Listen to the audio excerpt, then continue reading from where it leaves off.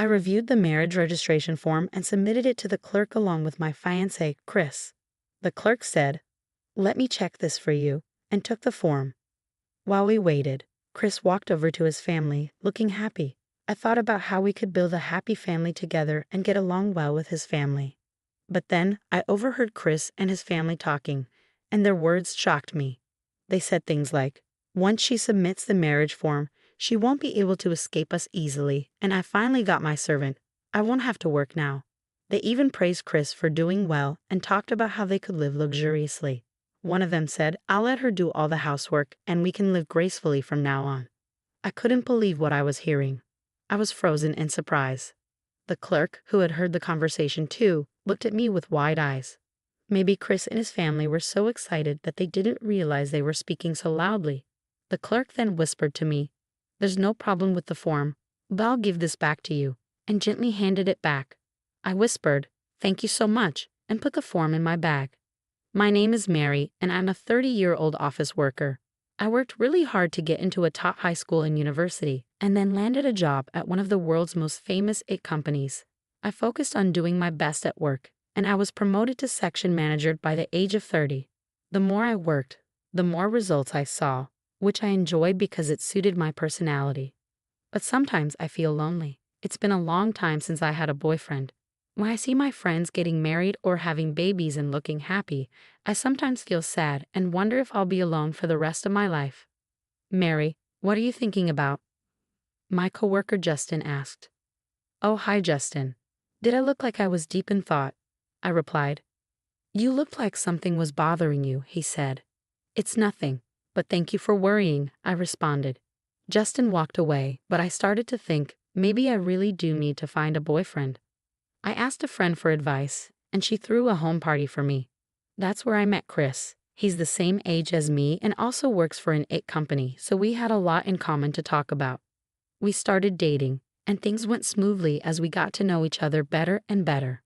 Chris is very family-oriented, and I got to meet his family early on. I was often invited to his parents' house for dinner. "Mary, nice to meet you. I'm Chris's mom, Catherine," she introduced herself. "And I'm his dad, Mark," his father said. "Nice to meet you. I'm Mary," I replied. Then his sister joined in. "Hi, I'm Chris's sister, Kate." I didn't know Chris had such a cute girlfriend. His family seemed really nice. "Do you have any foods you don't like?" they asked. "No, I can eat anything," I said. "Chris used to be a picky eater," his mom mentioned. "Oh, that was just a childhood thing," Chris chimed in. "What did Chris hate?" I asked. "He hated broccoli and asparagus. I had to shred them and hide them in meat," his mom said, laughing. "Mom, stop it. You're embarrassing me," Chris protested. They were such a friendly and happy family, just what I always wanted. When I was in middle school, my parents got divorced. I lived with my dad, while my sister lived with our mom. My sister and I didn't get along very well, so I wasn't too sad when we were separated. The reason for my parents' divorce was that they both loved their work and didn't want to handle the housework. In the end, they decided to split up, each taking one child, so they could equally share the responsibilities. Both my dad and mom had high incomes, so we never had any trouble living. My dad wasn't indifferent, but he mostly let me be on my own and gave me a lot of freedom. I really wanted to become independent, and I thought the best way to do that was to get into a top university and land a good job. So I studied really hard. Eventually, I was able to get a job at one of the most famous IT companies in the world. But even with all that success, I had never really felt the warmth of family love. That's why I adored Chris's warm and close-knit family. "Think of us as your other family," Chris once told me. I guess he said that because he knew about my situation. I was regularly invited to his parents' house for dinner. His sister Kate even started treating me like a real sister and often asked me for advice about work. After graduating from university, Kate got a job at a company that was pretty awful, long hours, no overtime pay, and way too much work. So she quit and started working part-time at an ice cream shop. Now she's looking for a full-time job and often asks for my advice. "Thank you, Mary. This is really helpful," she would say. "It's okay, Kate. I like talking to you," I'd reply. "Mary, you're like a real big sister." "I've always wanted a big sister," Kate told me one day. Oh, that's so sweet. My own sister never thanked me for anything and wasn't as nice as you at all, I said. Really? Then let's go to lots of places together, Kate suggested. Great, let's do that. I agreed. Wow, I'm so happy. There are so many cafes and restaurants I want to visit with you, Kate said excitedly. Okay, then let's go. We both have a day off, I replied. Yay, I'm so excited. Kate was really cute, and I was glad to get to know her better. It was around this time that Chris surprised me by proposing. Mary, will you marry me? I want to build a warm family with you, he said. I was so happy when Chris proposed to me, and we immediately told his family the good news. Oh, you're finally getting married, his mom exclaimed. Finally, Chris proposed to you. And now you're going to be my sister-in-law, Kate added excitedly. His family was thrilled, and they started talking about the wedding plans right away. Chris looked overjoyed too. That day, we had dinner with them and then headed home. When I got back to work, everyone congratulated me. Mary, are you getting married? They asked. Yes, I'm finally getting married, I replied, feeling happy and proud. Congratulations, they all said, and I thanked them. On our next day off, we were invited to Chris' parents' house again, this time for lunch. On the way there, Chris said, I have something important to tell you later. Okay, I replied, curious but expecting it to be something good since Chris seemed so happy. When we arrived at his parents' house, there was a stuffed turkey on the table. Are you celebrating something today? I asked. Chris's mom smiled and said, I'm just so happy thinking that Mary is going to be my daughter-in-law. She looked so sweet and shiny with joy as she said it. We opened some cold beers and enjoyed the turkey, chatting happily.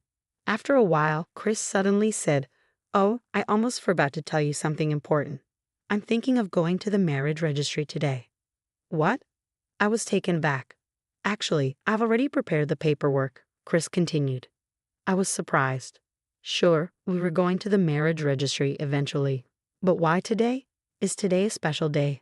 I asked. No, it's not like that, Chris said. Then why are we doing it today? I asked, still confused. I just wanted to get it done as soon as possible, he explained. But why not wait until after the wedding? I suggested. The wedding is still a long way off, he replied. We had already visited several restaurants and found one we really liked for our wedding. However, it was a very popular place, so we could only reserve it for a few months later. I think we should wait until after the wedding, I suggested, feeling unsure about rushing things. No, I want to be married to you as soon as possible, Chris insisted. The sooner the better for us too, his mom added. Mary, I agree with Chris. You should get married as soon as possible, his dad chimed in. We had been planning to find an apartment that was conveniently located between both our workplaces. But then Chris said, yeah, about that. We were thinking of moving into this house together. What? I was completely surprised. I had assumed we'd be living on our own. I thought we'd be getting our own place. I mean, it takes time to find an apartment, and we also have to prepare for the wedding. Chris explained. That's why I think it would be better to live at my parents' house first and take our time finding an apartment. Chris might have had a point, but the idea of living with his family made me uneasy. I didn't have a great experience living with my own family, and although Chris's family members were all nice, I wondered if it would really be okay. Chris's mom reassured me, we're already ready to welcome you into our family. We understand your situation, so you don't have to worry about anything. After hearing that, I thought I might be able to live with them. Okay, thank you so much, I said, feeling a bit more comfortable. Then let's go to the marriage registry, Kate suggested, and everyone, including Chris and his parents, agreed. I finally said, okay, let's do it, and we all decided to go to the marriage bureau together. Kate, who hadn't been drinking, drove us there. I realized I might have had a bit too many beers and was feeling a little nervous. But as soon as we arrived, I felt the need to go to the bathroom. Before submitting the marriage registration form, I went to the bathroom. When I came back, I saw Chris's parents and Kate chatting happily. I rechecked the form and then submitted it to the clerk along with Chris. The clerk said, "Let me check this for you," and took the form. While we waited, Chris walked over to his family, looking pleased. I felt hopeful about building a happy life with him and getting along well with his family. Just as I was thinking this, I overheard parts of their conversation that filled me with dread. One of them said, once they submit the marriage registration form, she won't be able to escape us easily. Another added, I finally got my servant. I won't have to work anymore. Someone praised Chris, saying, you did really well. From now on, we can live luxuriously. I want a new purse, someone said, and another added, I want golf clubs. We can let her do all the housework. I couldn't believe what I was hearing. What were they talking about? I froze in shock, and I noticed the clerk had also heard their conversation. Her eyes were wide with surprise. Maybe Chris and his family were so excited that they didn't realize they were speaking so loudly. The clerk looked at me and whispered, there's no problem with the form, but I'll give this back to you. She gently handed the marriage registration form back to me. I whispered, thank you so much, and quickly put it in my bag. Just as I did, Chris returned. Has it been submitted with no problems? He asked. Yes, I lied, then added, let's go home. I followed Chris and his family to the car. They had always seemed like a warm, friendly family, but now they just looked frightening. They drove me home that day, but the next morning, Chris told me that since we were married, we should start living together at his parents' house. I agreed and decided to move in, determined to find out if what I overheard was really true. Of course, I pretended that I had canceled my apartment plans and assured Chris that I would handle everything myself. I mentioned that I would sell my belongings to a recycling company soon. With that settled, we moved into his parents' house. However, as soon as I arrived, Chris's family's attitude changed dramatically. Mary, I manage all the finances in this house, his mother said sternly. So you need to put your entire salary into the household account. What? I was shocked, but Chris nodded in agreement. My mom will take care of it. She'll give you money for lunch and anything else you need. And she'll handle the household finances efficiently, Chris explained as if it were no big deal. Really? I asked, still trying to process what was happening. That's right, so don't worry about handing over your entire salary, his mom continued. Oh, and one more thing, you'll be responsible for all the housework. What? I couldn't believe what I was hearing. Do you have a problem with that? His mom asked sharply. I'm working, so it's a bit much to handle all the housework on top of that, I replied, trying to reason with them. Oh, are you such a coward that you won't even try? She snapped back. What? I was stunned. Shut your mouth and start doing the chores, Chris's dad said, giving me the scariest look I'd ever seen from him. Even Kate chimed in, I like your brown bags. Buy some for me too.